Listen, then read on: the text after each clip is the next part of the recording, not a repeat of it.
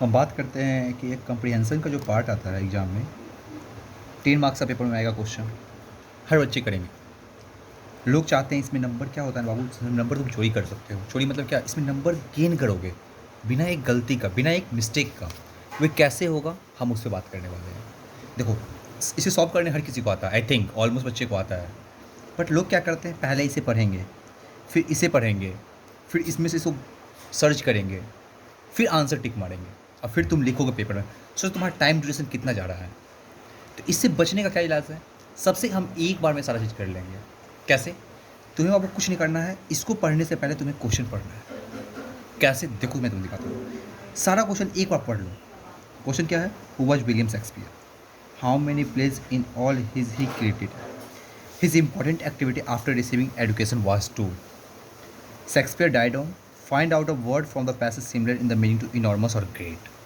इसमें से क्वेश्चन पढ़ लिए ना, अब आ जाओ। अब तुम्हें जहाँ पे वर्ड दिखेगा विलियम शेक्सपियर, वहीं पे इसका आंसर होगा। विलियम शेक्सपियर यहाँ पे दिख गया, English poet, play writer, actor, famous.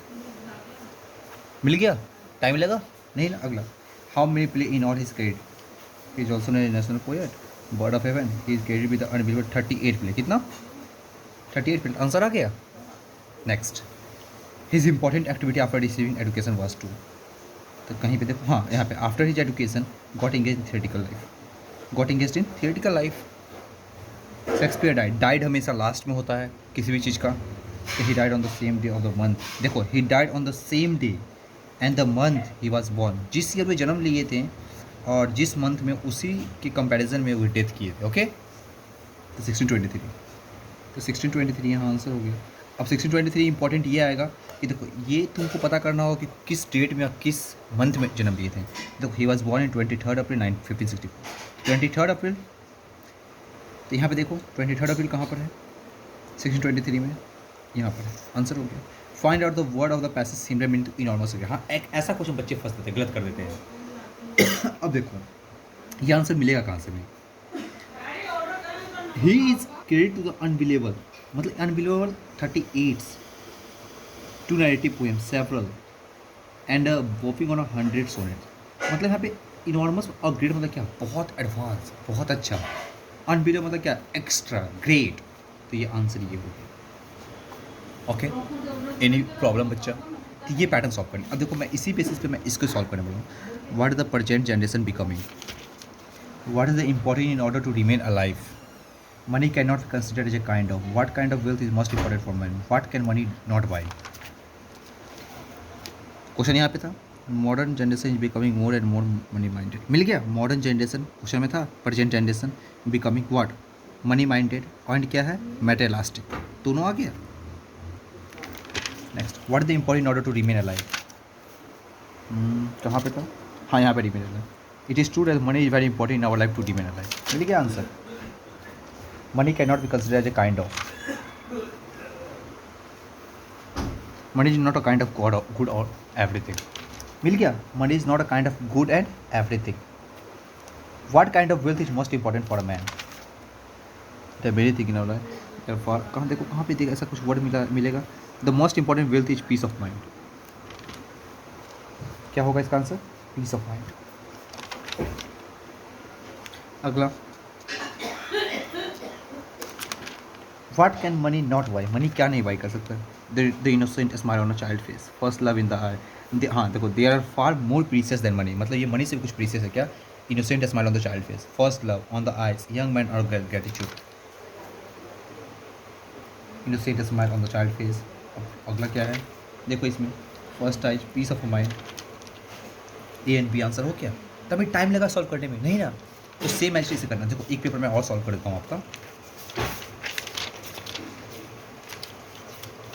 हाँ, जैसे ये है कम्प्रीहेंशन है, when was Aryabhata born, Aryabhata is famous for putting our on concept like, who got influenced by Aryabhata, what did Aryabhata do when he was 23 years old, who were the order mathematician and thinker, when was Aryabhata born, पहला में मिल गया 476 CE। ये सब data याद रखना बाबू, यहाँ पे data ये देखना। अगला, Aryabhata is famous for putting out concept like, किस टाइप का कॉन्सेप्ट में, ही इज फेमस फॉर, मिल गया, putting out concept like lunar eclipse, solar eclipse, rotation of earth, reflection of light by moon, value of pi, correct decimal. The value of Y reflection सारा है तो all of थी। Who got influence by Aryabhata, Aryabhata से कौन influence हुआ? तो देखो तो इसका आंसर कहाँ मिलेगा? रिफ्लेक्शन ऑफ लाइट से उसका his work the famous Aryabhatiya when he was अगला यहाँ पे his influence other future mathematician, किसे influence? Future mathematician. Next who were the other mathematician and thinkers, sorry इसमें other mathematician. When did what did Aryabhatta do when he was 23 years old? When he was 23 years old, he got influenced by other mathematicians and thinker like Lalla. वे किससे बोले? Influenced from future mathematician. Okay. अगला who were the other mathematician and thinker? कौन कौन थे? लल्ला, भास्करा, ब्रह्मगुप्त, ब्राह्मीर्या। तो all of the above. ये answer मिल गया आपको? टाइम लगा नहीं ना? सेम एज इसमें भी आपको यही करना। अगर बेटा हम इसलिए बोल रहे हैं अगर तुम ये पढ़ोगे या फिर ये करोगे तो तुम कन्फ्यूज हो गए। इस बात को ध्यान रखना, तुम्हें 2-3 बार चेक करना पड़ेगा। इसलिए पहले बार क्वेश्चन को माइंड में ले लो, फिर पेपर में सॉल्व करने के स्टार्ट करो। ओके, तो देख what is preferable to all other activities? क्या प्रेफरेबल है ऑल एक्टिविटीज़ के लिए? For what one is not wait for the importance of machinery? What the first launch of walking according to writer? What happened to the lungs while walking? What should be the when study is not required? क्या करना चाहिए? What is preferable to all other activities? पहला question हमेशा पहला ही line में कहीं मिलेगा। ये भी टिप्स है for a student. Walking is preferable to all other activity. Walking is preferable to all other activity. What is preferable to all other activity? Exercise. Clear? Walking is preferable to all activities. Okay, sorry walking is preferable to all. Walking यहाँ पे है, walking is preferable. Question पढ़ना है, क्या पढ़ना है?